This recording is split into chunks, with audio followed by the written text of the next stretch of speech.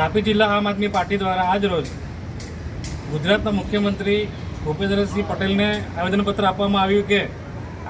આદિવાસી વિસ્તારમાં ચાલનારી Eklavya model residency સ્કૂલોમાં જે શિક્ષકોની ભરતી થઈ છે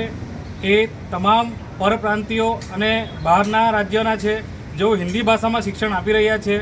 પરંતુ અમારા સરકારશ્રીને જણાવવાનું છે કે અમારા આદિવાસી વિસ્તારના બાળકો જે ખૂબ જ ખરાબ પરિસ્થિતિમાંથી આવી રહ્યા છે, એમનું કલ્ચર, એમની ભાષા અને ગુજરાતી ભાષા એમાં પણ એ ખૂબ જ વીક છે. એવામાં આજે હિન્દી ભાષી શિક્ષકો એમને શિક્ષણ કઈ રીતે આપી શકશે? જ્યારે ગુજરાતના યુવાઓ બેરોજગાર છે તેમને આ જગ્યાઓએ ફાળવણી કરીને એમને નોકરી આપવાની હોય છે, પરંતુ પરપ્રાંતિ શિક્ષકોને રાખીને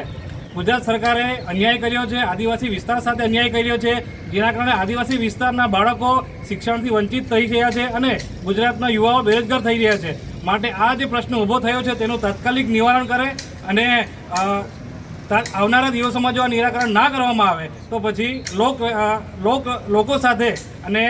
વિદ્યાર્થીઓના વાલીઓ સાથે મોટો કરીને ગાંધીનગર સુધી જઈશું.